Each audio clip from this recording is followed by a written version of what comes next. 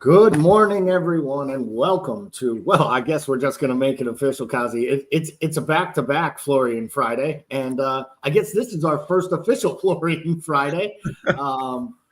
So I'm Gally, this is Kazi. We're going to be here for the next hour talking to you about all the news around Liverpool and sprinkling in a little other discussion. We will talk transfers, of course, but we will also talk a little bit about the fixture release that came out earlier this week, what the start of the season looks like for the Reds, maybe a little bit about what they might get to over the holiday period and how they may manage that period of time when Mo Salah is off to AFCON. But we would be remiss not to start with the biggest news of the day, which is Fabrizio Romano reporting it is a full here we go. He has passed his medical.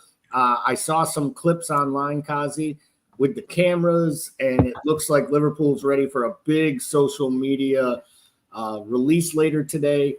It's funny, isn't it? It used to be 10 years ago today, Joe Gomez stood on top of the building, held the jersey with Liverpool as the backdrop. Now the social media teams spend hours putting together clips. But in a year where Liverpool was just named whatever it was, the most interacted with club in world football, this is a big deal that you have social media announcements like this. So what are you expecting? You're expecting a montage of Red and a bunch of highlights? You're expecting him doing the tour all over, hugging Big Red and meeting the tea ladies? Like, how do you expect this to go, and how over the top will the TV production be from Liverpool today on Florian Wirtz?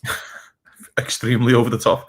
But listen, Liverpool are the most viewed and clipped club in world football. It's actually come out.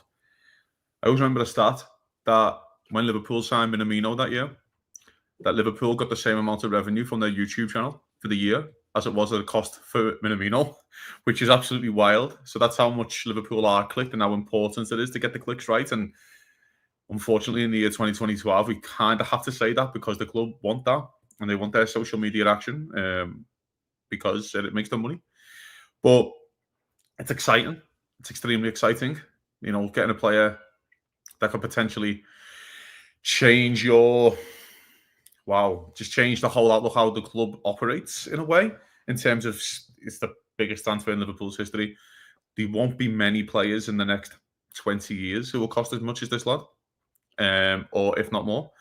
So it's exciting. It's just a bit, calling a Florian Friday, man. How much he cost? He should get 2 Fridays, really, shouldn't he? Do you know what I mean? He costs a lot, doesn't he? This lad. But listen, he's I'm trying to put the right word on it. He's not so much a game changer, but he's an attitude changer in a weird way. Of Liverpool can attract these type of players that we'd always feel like. I always felt like with Liverpool, not that we couldn't attract the top players. That's incorrect. But those ones in the top 5 or 10, Liverpool had to mature those players to get those lads into that level. Now, it feels like this lad is probably in the top 10 to top 15 on most people's lists. And Liverpool are attracting them. And that's something that I haven't really seen before in my lifetime, Gal. So it's very exciting to see.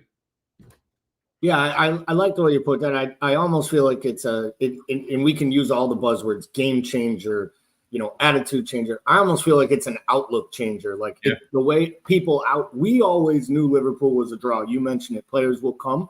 I feel like the scenes from the parade, maybe it's the fact that we do live in 2025 and everybody got to see them take the piss from the rest of the league for a month and party around Europe and say, I want to be part of that. Like they saw Virgil standing on top of that bus, holding the trophy up, just looking imperious in that beautiful jumper he had on and just so excited, and the fans just going crazy. It was the best. Like it was basically the best advertisement you could put on buying a house, joining a new club, joining a new venture. And I feel like that's where the outlook has changed.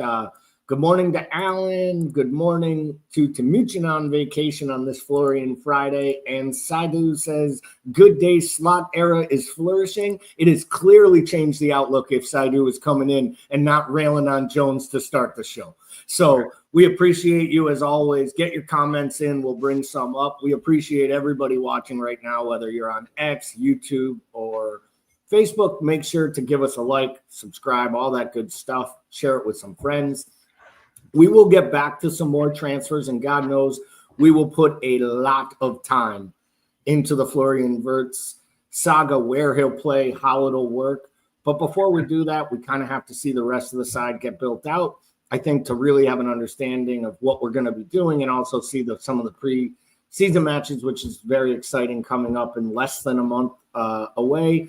But on Wednesday, we had the fixture release, and the fixtures are out here.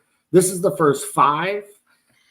Obviously, Liverpool start the season on Friday night playing at home against Bournemouth. Then we travel to St. James's Park to take on Newcastle, home hosting Arsenal, away to newly promoted Burnley. And then we get the first Merseyside derby of the year at Anfield against Everton on the 20th. So as we look at these first 5 matches, Kazi, what jumps out at you before we break down kind of the individual matches and which ones are tougher? Obviously, Newcastle and Arsenal playing 2 Champions League sides, one that has finished second 3 years in a row.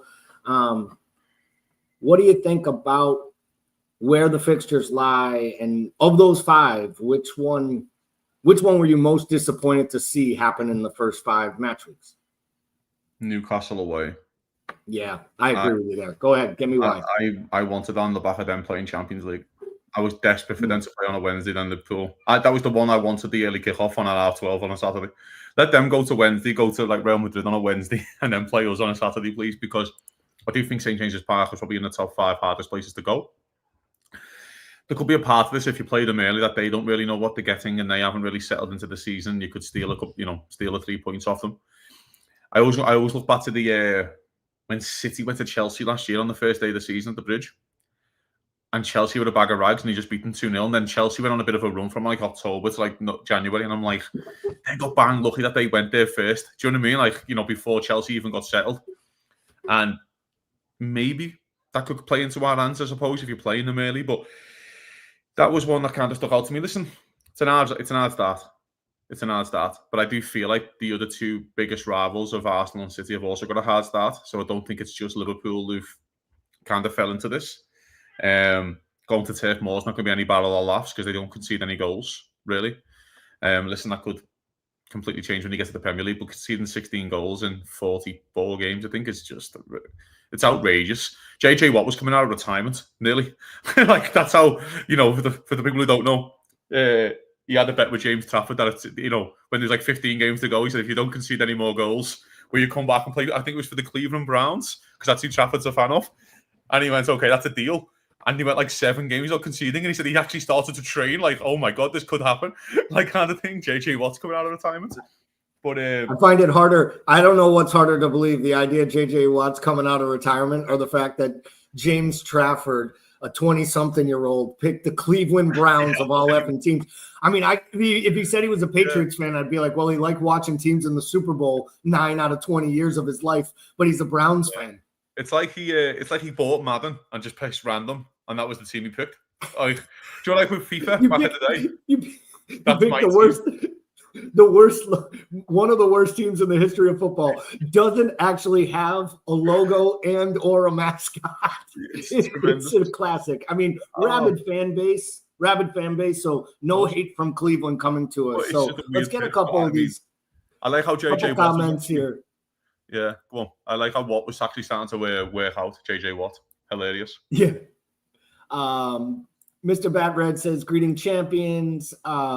Nigel has brought up that he is going to or has brought up some of the matches during December. We're going to get to those matches and talk a little bit about the period of AFCON and where it goes. Mr. Bat Red says Gally always looks like he's going to be conducting training for the LFC first team after the stream in his tracksuit. Now, to be fair, I do have more swag and garb than most, but that's mainly because every time my wife says she wants something new, Liverpool, I buy it, and then I buy myself 3 things because I figure if I'm paying for stuff to get shipped from England, I might as well make the package worthwhile. So I appreciate the recognition.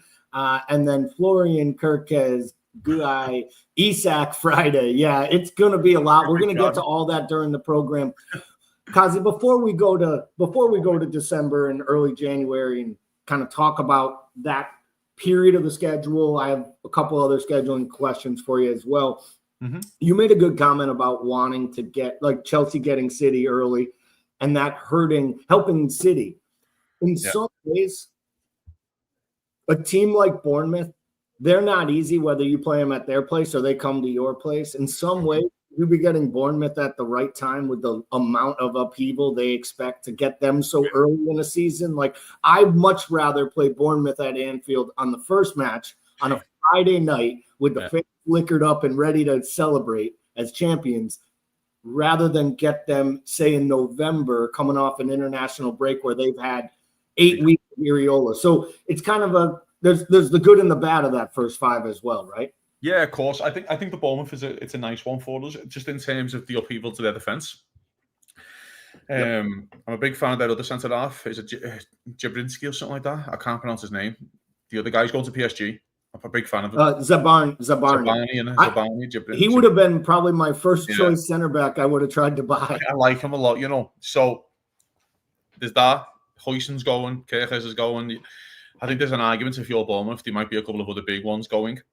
Because when you're Bournemouth and you're at that club where, hey, if you come to us for 2 years and you get your big move, eventually you've got to give the lads the big move. And I think there is an argument to that.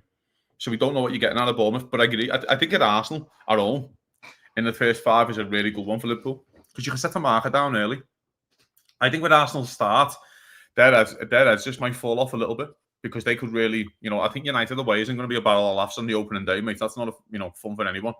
And then coming to Anfield on the 3rd game, I just feel like it's more. If they are settling into 3 or 4 players as well, they might not be settled. They might be taking a little time with a new striker. Let's just say they go and get the Sesko or whatever that is. He might not have scored into the first 2, and then the pressure's kind of building up on him. So, yeah, it is what it is. Listen, I know it's the thing that you got to play everyone twice, and I understand all this, but I do think timing of fixtures is important. I really do. I always have. I thought timing, I think it's from the end of November to like the start of January. Liverpool's fixtures look extremely favourable over Christmas. It's like very, very favourable. I think Liverpool have 9 games or 10 games. I think it's from when we finish City to play in Arsenal. We have 9 or 10 games, which don't look the hardest in the world, but we'll see. And I always think that's really important over Christmas as well, to have a nice, I don't want to say an easy one, but it's like the Boxing Day game. I know there's no Boxing Day games this year, but the game around Christmas, though, that quick turnaround, a couple of home games I think we've got. I think you can bring it up in a second. I'm pretty sure we've got a couple of home games. So yeah, I'm excited, fella. I really am. This is the actual. I took this post from Anfield Express because it laid it out pretty well with the and this was more along the lines of AFCON, but it obviously wraps the Christmas period. I do want to ask you, as our resident scouser on this channel, we're going to get to Boxing Day and the fallout of not having scheduled matches on there. We'll do that last when we wrap this up, but we'll talk here now for this one a little bit on Mo specifically. Obviously, at this point, believe now he's our only player that will be leaving for AFCON at this point. Unless they were to make another signing, say bring in an Osman or somebody along those lines. At first, people were all worried about Kudus, but Ghana went and did the unthinkable and didn't qualify for the tournament, even though they expanded the field. So with the expanded field, like all tournaments, it's cash grab now. So half the third place teams go through. So you almost can't even root for Egypt to lay a stinker. I think with Marmoush and Salah in the side, you can assure they're going to make it to the quarterfinals, which most likely would mean he would miss all the matches on here. Let's start with the first 3, Spurs, Wolves, and Leeds. Feels like the right type of matches if you're going to be without your best player. Not that you ever want to be without your best player. If they were to progress, it also appears like he would miss Fulham away, Arsenal away, and potentially Burnley at home. How big a deal is it to you guys if we do get to this way or this world and you got to go somewhere like to Arsenal in early January playing a really, really massive match and you have to do it without your talisman? Like, is it almost a little better for the fact that by then you hope you have your new striker or new attackers, you're more comfortable with your Mo Salah cover because he's got to get some breaks? Because I have to imagine Arne Slot also knows now when these fixtures come and which matches are happening that he'll be without Mo Salah. And I hope he's testing and practicing things in October, November when Mo Salah is there of how he's going to navigate the period without him. Am I thinking it too much, or do you think he just plays 90 minutes every day till the day he leaves for AFCON and we hold our fingers crossed because that's what we've witnessed for 8 years at Liverpool? Yeah, I mean, I always felt like Liverpool have dealt with it well since he went. I always feel like I don't really feel like there's been a massive drop-off since Mo's left. I'm not saying, we can do without Mo Salah. They're far from it. Liverpool want Mo Salah in the team every single damn football match if he can play it. The Arsenal one is frustrating, of course, but it feels like a big game right now, but we don't know if it's going to be a big game in 6 months. I say this all the time. Every game should be big for Liverpool if you want to try and win the league. But with Arsenal, we don't know what you're getting with Arsenal. They could lose 3 of the first 6 and the Reds have fell off and Arsenal fighting for 4th, and we go, well, then losing Salah is not the end of the world for the Arsenal game. Do you know what I mean? Like, it could be more frustrating, for another game. I don't know. Spurs could really kick on and we're losing for Spurs away. Do you know what I mean? So that could be a really tough game under Thomas Frank. We just don't know. Of course, as it stands right now, it feels like it's a big loss. But again, this is a part of the Liverpool know what they're getting into when you sign African players, that you're going to lose them for a certain amount of time. And and it's been built in. And this is the reason, again, why, Liverpool could be selling, like, when people are talking about selling like Nunes and Jota and Chiesa and just getting rid of them all, I'm like, it's nice to have bodies around, especially up front. It's always nice to have bodies up front, I've just named those 3 players. If you were to ask Arsenal last year, do you want any of them 3 players as your number 9? They would have went, yeah, thank you very much. Do you know what I mean? So there's that part of that conversation as well, Gal. It's frustrating, it's annoying, but I don't think it's going to be the end of the world. I think Liverpool can cope well. I think that's why they've done you for Frimpong. I do. That's another part. I think that's why another reason why a Diaz could come in handy, just to play on right wing for parts of games, especially at home. Especially the home games, the Leeds and Wolves games are pretty. I think they're the ones around the Boxing Day. It's Leeds and Wolves back to back at home, which are not the end of the world. That's what you want. You didn't want a Bournemouth away thrown in there. Do you know what I mean? Or Brighton away. You're like, fucking hell, 3 days after, you know what I mean? We're going down to Brighton. It's just like, ugh. So that's really been helped. But no, man, I'm comfortable, man, because I just think we're levels above, girl. And I'm really say that. I just think we are a level above them, of everyone else. And I think Liverpool, we were a level above them last season, a considerable level above them last season before we went out and literally May just signed 4 potential starters before July 1st. But based on last year, you signed the best left back in the league. Based on last year. Yeah. You're signing one of the best German players in the league based on the last 3 years. And then you're signing a right wing back that is one of the most exciting in the world before we've even got to anywhere else. So, as much as it's like, I'm not sitting, I think Arsenal will be a threat, by the way. I'm not saying that, we're going to write them off. I'm not saying we should write City off and Liverpool should win the league by February. I just feel like that it's up to Liverpool to win the league. And it's only Liverpool who's going to cost them winning the league, I think, next season. If Liverpool don't win the league, it's only themselves to blame, in my opinion. And that's, I can't believe I'm really saying that. But I just think with the depth that we have and the quality in the squad, I just think it's kind of a level above. The only person who was probably most excited when they saw those fixtures come out was Kostas Tsimikas, who by all accounts is almost penciled in if he leaves Liverpool to probably become kind of this veteran presence at Leeds playing left back. And he's more happy than anyone that Mo Salah will not be there. I know. I really wanted to see Salah v Costas for 20 minutes at least. Do you know what I mean? Let's have a bit of a laugh. Just to see Timuchin. I'd have a camera on Timuchin the whole time. He'd be celebrating Costas' mistakes like he did Liverpool goals, taking victory laps around the house. I think Costas gets a bad rap, you know. I really do think he gets a bad we've rap. talked about it. Do you know what I mean? He's like, you know, he is what it is. He is what he is. But they're hard to find, those type of players, by the way, who are happy being squad players. They're really hard to find. Do you know what I mean?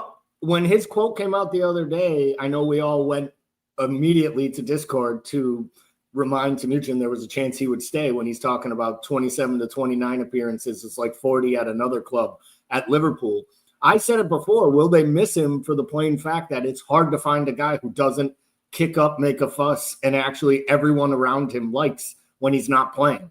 Joe Gomez is another one of those guys. They're amazing professionals and good squad players. So wouldn't shock me if he's still here. But as a segue, we got our second big Romano missive today that this was here we go, full deal. The thing is completed. Kerkez to Liverpool was never in doubt. Just ask his father. He let everybody know well ahead of time. I feel like there was probably a message from Hughes and Edwards like, hey, can we just get Wirtz across the line? We'll do your medical. You'll have your social media day next week. Yeah. They were not letting Florian Friday not have a little bit of Kerkez in it. So Milos Kerkez, young Hungarian, top talent, obviously. What are your thoughts overall on the signing? Is it a sign that we may change the way that the left back plays? Do you think that this will really, really work with Gakpo and Diaz on that left-hand side? Because it feels like we're really looking at his overall pace, both going forward and backwards, and his attacking threat in the final third. Because let's not get it wrong. He had 2 or 3 of the most sublime crosses I saw all last season. He also had some stinkers of matches, so we have to think about that. He's a young kid, but he's been in the Premier League for 2 years, and he's acquitted himself as a top talent the whole time. Are you excited about this signing? Very, very. Yeah, I'm a fan of his. I thought he might be a bit of a smokescreen for someone like Aït-Nouri or someone like that, but I just think Liverpool kind of want to change the way they're attacking right now in terms of quite a lot of quick fullback pace. He was the best in the league last year, in my opinion. I thought his performance at Newcastle away was a joke. I thought he was unbelievable. I think he scores a goal at Newcastle away. He's so quick. It's like, can anyone pull up the highlights, by the way, when Bournemouth goes to Newcastle? I think Bournemouth beat them 4-1, don't they? And he's unbelievable all game. Everything comes down his side. He has them all on toast. He's unbelievable. But again, Gal, he's a young kid. And we need to always take that into account when you're signing certain types of footballers. They are kids and they are lads, and they're learning as they go, and they're going to be learning a new system. And playing well 1-3 for Bournemouth isn't going to cut it at Liverpool. You've got to play well week in, week out. Otherwise, you get called out. But I have full faith in the kid, by the way. I think he's got it. There's something about him. I like his attitude. I like that he feels like he's got like that never say die. He chases a lot of lost balls and kind of wins them. He wins challenges when he's 70-30, 30% favourite, and he's winning challenges. I quite like that in a lad. So maybe that's just youth and exuberism, maybe. But there's also a part, maybe, where Liverpool needed new fullbacks. We just needed new fullbacks, and it is what it is. One left, and the other one is maybe on the cusp of leaving, but also not the player that he once was, as much as we love him. And by the way, I thought he was great from February onwards. But, it's exciting again. It's, and again, Gal, there's a part of this, mate, where next season, I keep thinking about this, Liverpool could be playing 70 games of footy. So it's not the end of the world if he starts 45 games and then the other one starts 25 games. Do you know what I mean? It's not like, when you come from a place like Bournemouth, and by the way, who are not playing European football, it's like he's played 38 games or maybe a few cup games. No, this time it's like it's Wednesday, Saturday, Wednesday, and we are away, and this is Liverpool. So that's why when we talk about a Costas or a Robertson, they have to make a decision on which one it's going to be they want to keep, because the other one's going to play a lot of football, a hell of a lot of football, because this kid, again, who hasn't been used to that kind of schedule, could struggle for a while, because he couldn't, trying to get his body built up to be a certain part of this, do you know what I mean? And that's why we have to kind of also take our time with him, in certain moments, and might see him rested in certain Champions League games. If Liverpool draw the Bologna again at home, I wouldn't expect him to start that one. Do you know what I mean? Liverpool could rest him. And I think that's what we should be doing anyway, especially for these kids who have come from no European football. Mr. Red actually says it was borderline disrespectful, the Kerkez interviews, I thought. I hope Bournemouth knew him and his father were going to be that mouthy about the move. I think it's a two-parter. I do think we had Romano basically a week ago saying it's 100% done. And it felt like they were just waiting for the Wirtz deal to get fully completed before they even made this move or announced or even scheduled it. Probably so that fans and supporters wouldn't get over the top and get freaking out on social media about the Wirtz thing falling through. So did you think it was disrespectful?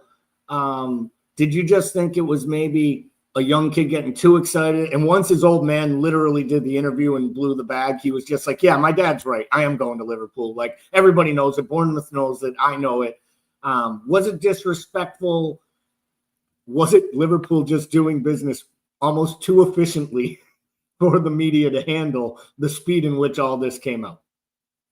Maybe. Listen, by the way, if you can hear me 4-year-old having a breakdown in the background, that's just, that's kids. What can you do? That's kids, brother. Yes, so I don't know, mate. For me, like with the Kerkez deal, I think it's a bit like, again, Richard Hughes has a relationship there, and he also doesn't want to disrespect Bournemouth. I didn't like what his dad was doing. I didn't like it at all.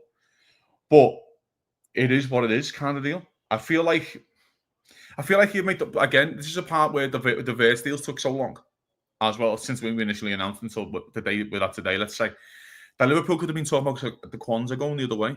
Past this conversation, they could have been talking about the Elliott going the other way. Again, all past this conversation. And that could be the same with Bournemouth with a player going the other way, but there's also a respectful element. He doesn't want to disrespect Bournemouth. He might want to go back next year and go and get Semenyo. You just don't know. So you also have to make sure that you're getting the right deal for the club, but also getting the right deal for the opposing club that you're dealing with. I do think that we kind of take that for granted in certain aspects of a conversation in terms of a transfer. That there is another club who you're trying to buy the player from that you want to show respect to, and you want to show that Liverpool are class act and they handle themselves well. Do you know what I mean? I mentioned this last night on the Thursday podcast when it came to Quansah. There could be a part of the conversation where they go, hey, we want Quansah, and Liverpool go, we don't want to sell Quansah. They go, hey, lad, we didn't want to sell Wirtz or Frimpong either. Do you know what I mean? So you always won, and then Liverpool are going to go, oh, we do owe them one. Do you know what I mean? And come on then, do you know what I mean? So they might reluctantly be wanting to sell Quansah, but that's a part of the deal.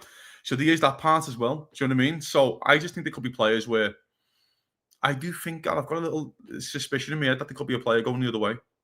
I'm not sure who. But it just feels like there could be a Bournemouth might want to take a punt on an Elliott, maybe. I was going to say, wouldn't it make sense, both from both sides? I mean, Elliott gets a year or two. He could go right in and probably become their number 10 and an attacking, fulcrum. Right? It's like a little Wirtz for them. He gets to play under Iraola, who's a very good progressive manager, who's, I thought it was very suspicious and it made a lot of sense when Iraola literally took his name out of the Spurs job before Spurs could finish mispronouncing his name in the press release where they said they were interested and he was their number one target. And he was like, I'm not leaving Bournemouth. I'm staying here because that bald guy down in Manchester is probably going to leave. And they've given me some inclination that I'd be on their short list of managers to take over. And I'll take the oil money project, especially after I know what kind of charges they might have. We got a few comments rolling through here. One of them I want to ask you, though, because Saidu says, Robo leaves, Costa stays. So we talked about the homegrown numbers. Could there be a world where they both go and the next purchase is more of it's your Tyreek Mitchell on a free, or it's a homegrown number that maybe fills a short-term role as a backup and both players go? Would you turn down 17 to 20 million for Andy Robertson with 1 year left on his deal? And to your point of what you just asked, do Liverpool owe it to Andy Robertson if he wants to leave to let him go, to show other players when you come here, we're going to treat you right while you're here, but we're not going to hold you hostage, Sepp Vandenberg or Tyler Morton style, if you've earned the right to kind of have a say in your future. There's a respect element there as well. I don't think Liverpool turned down 17 to 20 million for Andy Robertson with a year left on his deal with his current performance. I don't see a world with both leave, by the way. I just don't see that world happening. Liverpool could do a shifting cost. That's just for this year foreign quota. But because right now I think with Kerkez, Liverpool have 17 foreign players and you can only register 17 on the books. But that is also including Darwin Núñez and Chiesa, just for people out there losing their minds. That's also including them who we expect to leave.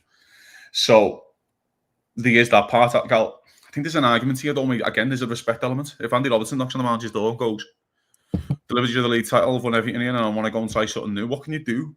It's a bit like Pep Guardiola, Kyle Walker reluctantly let Kyle Walker go in January when he did the same thing, but he knew he had to do it. He just had, he's come out and kind of slated Kyle Walker since, like, I could have really done with him, but he wanted to go and I couldn't really stop him because it's like, you know what I mean? You've done so much for me and you want to go and play abroad, and that's fine. And there's that argument with Andy Robertson as well. I think it's, I think Liverpool might get to the stage where I think Gomez stays. I think Gomez, because you can do the left back as well. And I think they might get to a stage where they keep a Costas or a Robertson. I don't see both. The argument is with Robertson, and this is the hard part here. How many full seasons does he have left? Full. And when I say full seasons, I mean I'm playing 38 games. 2 before he really starts to kind of wind it down, or he's not playing at the level he wants to play at. Let's be frank here. He still wants to win the Champions League. And he wants to go and play for the Champions League club. And Atletico Madrid are a massive football club who could win the Champions League. They have really good football players, and PSG won the Champions League, by the way, so they can have a really good chance of winning the Champions League. And he wants to go and have and experience that big move. Then full credit to him. Liverpool owe him that. You owe him to respect his word and respect what he's done for the club. And that's how Liverpool should be treating senior players who've put their efforts in and the mainstay of their career in. You know what I mean? And it's not on Andy Robertson. It's on Liverpool that you ran Andy Robertson into the ground. That's on Liverpool. Like, do you know what I mean? And then now you return the favour if he really wants to go. There's a part of that. So I think Costa still goes. I think Robertson stays. I think it's Kerkez and I think it's Gomez, and there you 3. But because I do think there's an argument if you go to Robbo, if you retain this. Liverpool, by the way, for people who don't know, I don't think Liverpool have retained the title since 84. I could be wrong. But I don't think Liverpool have retained the title since 84 because I haven't got 85. I'm not going to count them all the way through, but I think it is. I think I'm right. So it's been really done in our history, and it hasn't been done for a long, long, long time. You will be, of course, they're part of history anyway, but retaining the title, having a really big goal one more time to go to Robertson. You're going to play 25-30, go again. Do you know what I mean? You'll have big moments throughout the season and big games of footy. I think you can sell that to him for one more year. Yeah, I don't disagree. I think my biggest thing with Robertson is, and I don't want this to come across as disrespectful because I think it's part of what makes him the fiery champion and, you know, red ass that he is, and why he's part of the leadership team and why so many Reds supporters love him, because it feels like he's been here since he was a kid. Because we've watched him grow up and go from this kid from Hull that nobody wanted, by the way. Let's all get it right. Everyone whined and cried. And why are we signing a relegated left back from Hull? And then he doesn't make an appearance for almost 2 months. And then he has the great run against City and tackles everyone on the pitch and just starts kicking everybody. And you realize, like, we're going to love this guy forever. There are certain players who weren't built to share jobs and weren't built to be number 2s. Even if it's that time of his career and Kerkez earns it, I don't think Robertson will be a bad teammate. There's just certain players that don't want that. There are certain guys that don't have in them the Harvey Elliott mentality of that he carried all year this year. So I could see that not being a worry, because this dressing room wouldn't allow for a problem. I could see it being something that Andy Robertson doesn't want to happen, that he doesn't want to show, that he'd rather go to Atletico Madrid and try something new and kick on. And let's be real, he's probably going to get a 3-year contract guaranteed that will be at or higher than what he makes today. And Andy Robertson also makes $160K a week. He's right up there, right under the Virgil, Mo, and Wirtz level of contract. So I personally think if the bid comes in, I think it will be hard for Edwards and Hughes to say no. Speaking of bids coming in, you mentioned it earlier. You guys talked about it last night on the Thursday night podcast, but it's the morning of Romano here. But he has had another update on Jarrell Quansah, basically saying the deal will be done in the next 24 to 48 hours. It's fully agreed upon on all sides. 30 million plus add-ons. We don't know if there's a buyback or sell-on clauses. Edwards is pretty savvy, and I'm sure Hughes is picking up on that as well, of inserting those into deals whenever possible. I'd personally rather a first right of refusal rather than a sell-on clause, because if he goes on to be the player that we've talked about him potentially being, I'd love to have a chance to bring him back. Sure. Clearly, they wanted this move.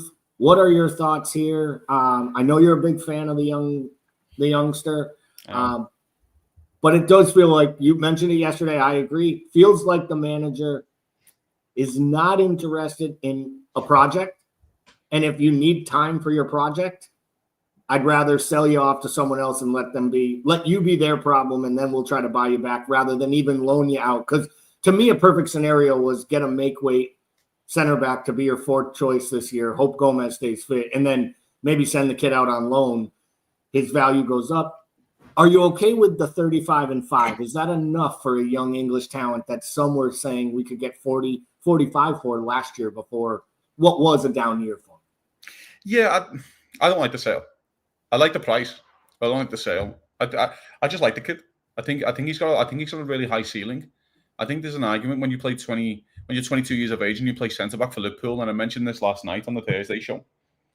How many times have we put out a 22-year-old centre half playing week in, week out? It just doesn't happen. Do you know what I mean? It doesn't happen, because you need to go and get the real deal.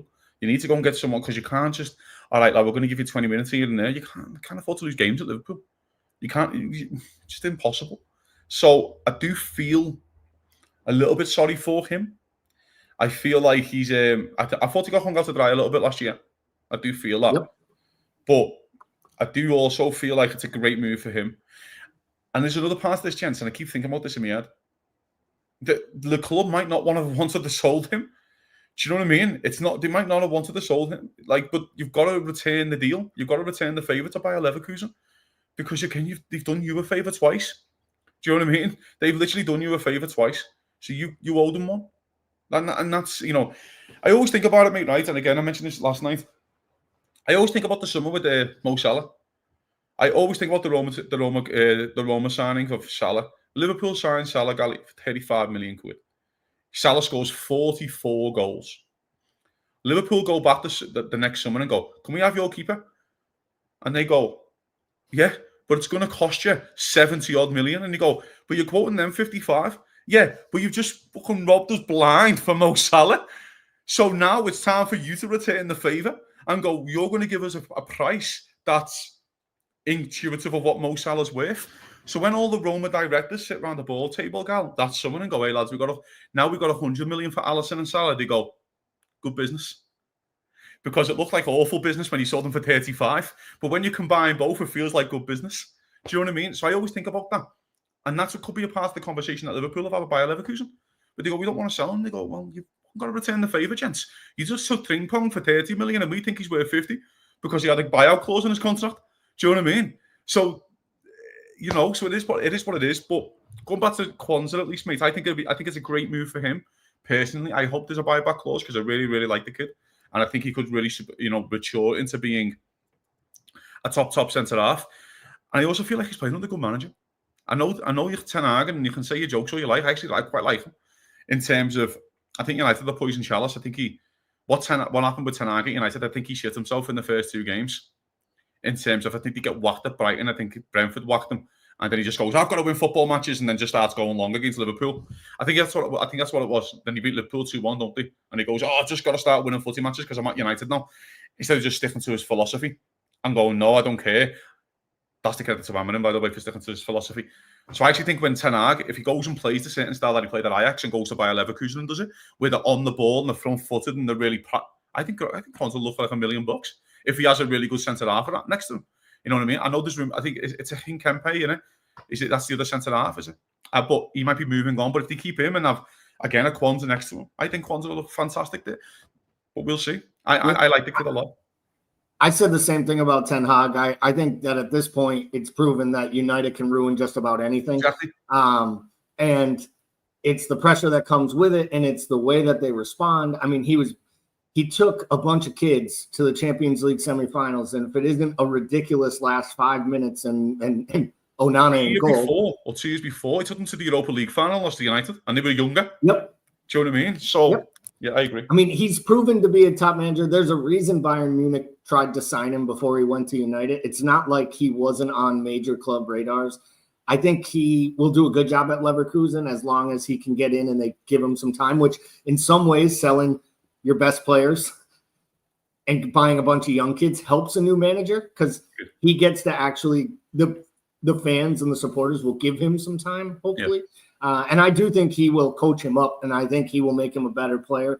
And I think that is great for Quansah's development. You know, I'm not a supporter of the English national team, but I would be a supporter. If I was a supporter of the English national team, I'd be excited that one of the best young up-and-coming center backs is going to learn abroad because I'd feel a lot more comfortable about him starting in a World Cup for me next summer, and he very well might start. And that position's wide open for England. It's wide open, isn't it? Like, you know what I mean? So I agree. Speaking of, I mean, what a segue that was. Speaking of English center backs, maybe the guy who is the linchpin right now for English center backs is Marc Guehi. I'm not sure how you pronounce his name. Okay, yeah. Guehi, there's been a lot of talk about it. I am in two parts of this, so I would probably come in on the rumor meter. I would come in that this is an A or a B because I genuinely believe there is a story here. I think it's being reported by strong enough sources that I think there is talks between these clubs. The player turned down Spurs in January. He was trying to angle to Newcastle last summer, but the club turned down. He refused to entertain a contract extension, even though it was going to increase his wages drastically and give a buyout clause, so he would have had a guarantee out. But he claimed he didn't want that because, by all accounts, he had one or two clubs, most believe it was Chelsea and Liverpool, that he wanted to go to, and he kind of had them earmarked. Now, he might have thought Van Dijk was leaving, and that would have made a little different of approach. So he's 2-footed, Kaz. He's 26 years old, just turned 26. He's 2-footed. Can start at either left or right center back and could even do a little left back for you if you had to. If that price tag is in the 40 million range and it's a little more than the Quansah deal, are you comfortable with him being your third choice center back? And could he potentially push Konate for a starting spot, or could he make Konate expendable if he refuses to entertain the extension that he seems to be ducking in lieu of a free transfer to Madrid? A lot of questions there, Gal, for me. Listen, based on Marc Guehi, at least, I think he's good. Do I think he's great? No. But do I think he's above Quansah? Yes. But I just think there's getting to the stage here, Gal, and this might be controversial for some people, that the managers can't be asked for projects. Just can't be asked with young lads. You just can't be bothered maturing you. And just going, I just need ready-made lads now who can come in. And by the way, before you mention age, when I mention young lads and being based on matches played, that's that, because I think people get confused with like, oh, but like, you know, Wirtz is 22 and he's young. It's like, yeah, but he was part of a fucking treble-winning squad for Bayern Leverkusen, paid over 100 odd matches. That's not a young player in terms of matches played. I'm talking about a young player in terms of maturing and letting them make mistakes. I just don't think he can be asked. I just don't think he can be bothered with them. I just think he wants to win now.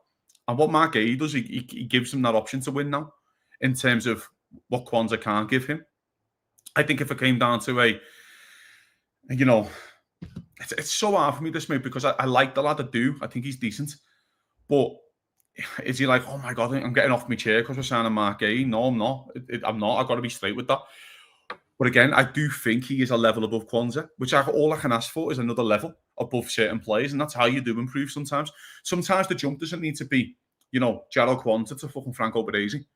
Sometimes the jump just needs to be a little jump, and that's how Liverpool can improve. Is just go. Can you get an extra level?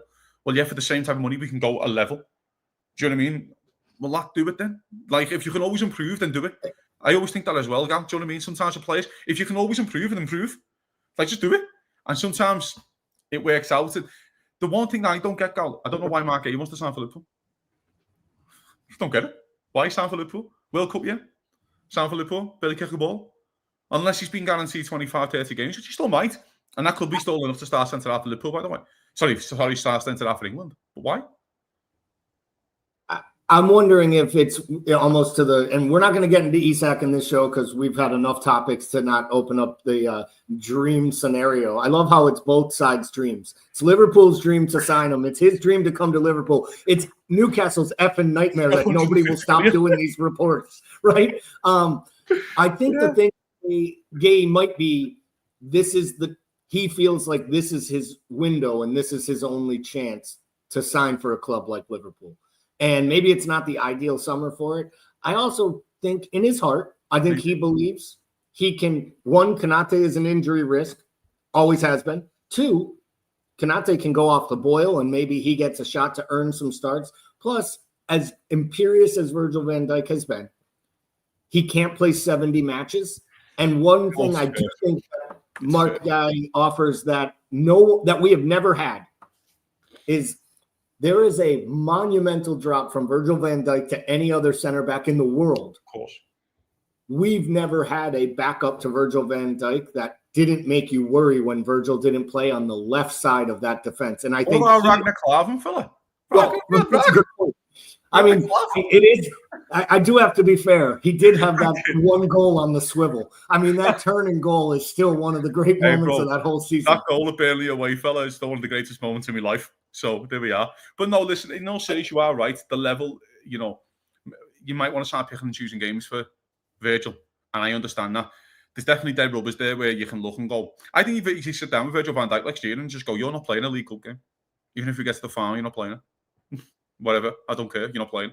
And I think there's a conversation to have that with Mo Salah as well. And go, you want to get goals, you want to break records, but you can't play it. You're just not. Because we have other things to contend with. I do think about there was a scenario last year where Liverpool played a League Cup semi-final away at Spurs, and we started with Quansah and Endo. I think, or it was Konate and Quansah gets injured in the first 10, and we played Endo centre-half. That happened last year. So there's also a part of this where the manager goes, I don't want to play Endo centre-half anymore. And by the way, I don't want to play Endo centre-half anymore. So I understand that. I just think we're gay. I know what you're saying. This could be his chance, let's say, to really. But I just think if he leaves on a free next year, I still think a big club will pick him up. Do you know what I mean? And you can still play 60 games for Palace. But there's also might be a respect element, Gally, from players who leave with a year left on his contract and he wants to get their club money. Hey, certain lad over the mirror. But there could be that, there could be that element. But I also, and this is the point that I made last night. Liverpool have signed if Liverpool sign Guehi, it's another player who plays in the 3 at the back, which no one wants to have a chat about. Which I brought this up weeks ago, so it caused a lot of controversy. Keep signing players who play in 3 at the back, like Wirtz and Frimpong playing a 3 at the back formation. And again, I don't think Liverpool are going to start 3 at the back. I don't think we will. But I just think when we have the ball, he just might prefer Guehi on the ball in certain games, because I do think Marc Guehi is really good on the ball, but we'll see. So Sergi threw this one out there. He said he'd rather go. I love that. It's not as easy as it's not. I would rather, what, lads? I know we'll live with these after. I'd rather Mbappe. I think we should just go for Mbappe. It's not as easy as that, is it? Right. It's like I'd rather Bastoni, but they're not letting him go. So I'd rather us go to your biggest rivals in the city and go, can we take your best player, please? Like, it's not as easy as that, is it? You know what I mean? There's a lot of dotting the I's and, crossing T's to do that. I like Branthwaite a lot. I think he's going to sign a deal at Everton, by the way. I do think he'll sign a deal in the next few weeks at Everton. But I just don't think Liverpool can be arsed with the headache of what it's going to cause. There'd be murder. There'd be absolute murder in the city. Honestly. When Nick Barmby went to Liverpool, I know people might not know this, when Nick Barmby signed for Liverpool, mate, there was literally... and he scored in his first derby, Barmby did, and there was literally, mate, effigies of him getting burnt and that. Do you know what I mean? So, here's what it is. Saidu says, Gally, signing Hato will be a wiser backup for Virgil. He can partner well with Virgil in the absence of Konate. Perfect rotation. I'm sorry, but Hato is barely taller than me. He is little, and he plays left back now. He doesn't even really play center back as much as he used to. He's more of a left back than he is a center back. Yeah, and he's not comfortable on the right-hand side of defense. So I just don't think he can be asked with young players, Scott. I just don't think he can be asked with a 19-year-old centre-half from the even Dutch. I know. I just don't think he can be asked with a 19-year-old centre-half in the Dutch league and go, oh yeah, I've got to teach you how to go and play against. Again, this is the Premier League now, gents. And I always think about this with the top 17 teams have unbelievable football players. Wolves last year had Mateus Cunha. Oh, by the way, Hato, right? And I like you. I think you've got all the ability in the world, whatever you like. That's going to be the best player you'll ever play against. Cunha. If that was the first game of the Premier League season, you wouldn't have played anyone like him. And by the way, they're 16th or 17th in the league, the shite. I know he's signed for United now, but by the way, we're also shit. But it's a part of that as well. Do you know what I mean, Gal? Where every single week, could you imagine? Like, I like a Hato. He's a 19-year-old centre-half. He looks like he ticks all the boxes. I get it. But you're playing Bournemouth, for example. Bournemouth's a great example. And they got Evan Nielsen up front on your debut. You're going to walk off and go, that's an alien now? He's an alien compared to what I just played against in the Dutch league. Do you know what I mean? I'm playing with... Because when you're Hato, and this is what people need to get into their head, Ajax dominate the ball. They dominate most games in the Dutch league. They dominate it. He's going to have 70% of the ball. He's going to have a Rolls Royce. He's going to have teams camped out on the edge of their box. Wait till he's got Semenyo and Evan Nielsen running off you. And you're just looking around going, what is this? I am not used to this. Why are you just not standing on the edge of your box and I can just come out with the ball and look great? Where I think with the Premier League experience of someone like Guehi, he's used to it. He understands it. He's played at a certain level. He's played in the European Championship final for England. Nearly scores in the final, by the way, against Spain. So I just think that level of the games he's played, and that's why the manager might want him. Yeah, I kind of agree with that completely. I liked Hato from a concept, and then I watched him a little bit, and I thought to myself, I just don't see him actually playing in the Premier League anytime soon. If he does, I think he will be a left back. I don't think he's a center back in the Premier League, and it'll take time. Maybe for another club, and he works his way up, but I just don't see him getting purchased at Liverpool. I think a club of Liverpool size. I think Liverpool would rather go, if Hato's the deal, we don't want to do 20 million for Ajax, I'd rather buy him for 60 from Brighton in 3 years. I think that's what could be a Hato. And go, you know what, we'll take a punt because he's a centre-half and we want to have a closer look at him against boss players and boss strikers running off you. Do you know what I mean? And I think sometimes with centre-halves, that's really got to be in the thought process of managers and the board of like who've they played against, who, you know what I mean? And again, I just don't think the manager fancies it. He just doesn't fancy projects. And I've said this before, he just doesn't fancy it, can't be asked. I just think he wants experience and says, I'm winning now. This is time for Liverpool to create a dynasty, in my opinion. This is a time where Liverpool can literally set the gap away from everyone else and go, no, this is where we win for 3 and 4 years. And I think we need to get players in who can do that. So there was a comment up here about Everton being interested in Ben Doak. We've talked about the manager not being interested in youth players and projects. You also mentioned earlier there's a world where Nunez could go, Chiesa could go, the right bid for Jota comes in. I still think there's a sneaky world where Jota's the one who pushes for the exit if he thinks his minutes might be greatly reduced. Yeah. Purely because it is a World Cup year. He's getting older, and Portugal has they have an abundance of talent in attack. And I got to imagine he sees the next summer's World Cup as his final chance at major honors with Portugal. So with that being the case, would you consider hanging on to Ben Doak and making him your sixth attacker and letting him fight for it? Or should we kind of believe the writings on the wall? They needed a sixth attacker last year, and the manager sent him out quicker than anyone. He didn't even give him a sniff in the first training. He was like, that guy can go on loan to Middlesbrough. Goodbye. The thing is about a loan at Liverpool, and I always think about this, gents. When you go out on loan from Liverpool, you need to be the best player in that team. You can't just be a bit part player. So when Harvey Elliott went on loan to Blackburn, he was the best player. Yep. When Tyler Morton went on loan, he was the best player. When Conor Bradley went on loan to Bolton, he was the player of the year. So you've already shown that you can go there as a young kid and be the best player. Now, Ben Doak was on his way of being that for Middlesbrough before the injury. He was like having a really good season there. Maybe not their best player, but definitely in the top 3. But he was having a really good season there. His numbers were good and he gets injured. So that's why Liverpool might want to hang tight. But there's also a part of this. If someone's going to come in and pay 25 million for the kid who's barely kicked the ball in the Premier League, it's hard for you to say no to. I'm not against giving him a loan move in the Prem. I'm not against that idea.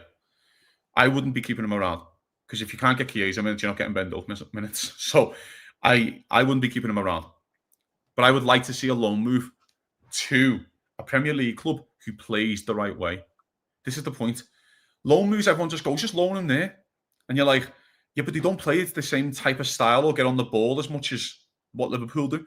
For example, if Bournemouth wanted them on loan, I'll pack them there quickly. Do you know what I mean? And go, you're going to be unbelievable there.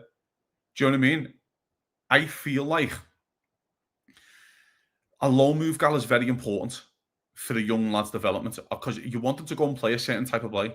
You don't want them to go to like a Tony Pulis' Stoke, where he's not going to touch the ball, he's not going to express himself, he's not going to. What's he learning? You know, what do you learn there? Where I think there's certain, definitely, I think Bournemouth kind of ring true to me, but they might just take a punt on him. A Brighton might take a punt on them and go, you can back up Minter on that side. I think there's teams like that. I think Sunderland play like a nice style of football if he wants to have that kind of move as well. But I think by the way, I do think there's a Middlesbrough, Sunderland. They're not the greatest of friends, let's say. Yeah. But again, who knows, young kid. I just think I think it could be a touch too early for him to give him the big sale now. But if someone comes in for 25 million, I think I would be accepting it. Yeah. I kind of feel like it really depends too. I think you could throw with the Brightons, Bournemouths. I think you can make it a killer bees, and you could literally throw Brentford in there, depending on who the manager is, because they're going to need an attacking option to replace Mbeumo or add to the ranks to help replace Mbeumo. It just matters on who that manager is, so you have a better feel for what type of system. If they bring in Kieran McKenna, and you know they're going to be playing a progressive front foot, I think that would be a great one for them, and would be something that would be really great. So, want to thank everyone in the chat today. Awesome show. Our second Florian Friday. This will be it for me. A Milos Monday. We very well may be having a Milos Monday, and that will be with the Prince and Timuchin, so it'll be perfect. A Milos Monday coming to you with the Polish guy and the Turk on a Milos Monday. I can't wait for the meal they cook up with that one. We missed Anan for the second week in a row. Sending well wishes to Anan as he recovers. Get well soon, buddy. Get back here next Friday so we can be reckless. Maybe we can do some, who knows, by next Friday we may have our third Florian Friday. We'll be signing a new player. There'll be another player on their way in. But for everybody out there, if you haven't already, we really appreciate all the interaction, all the comments, all the new viewers. Like, subscribe, hit the channels, all the buttons. And share it with your friends. We're going to be starting a Premier League channel as well. So we're going to have more non-Liverpool centric content. I guess I'll have to get a new jumper for that and training kits. But for everybody that's watching, all of our viewers, thank you so much. Up the Reds. And who knows, by next week, maybe we'll have signed another squad. Have a great weekend, guys, and we'll talk to you soon.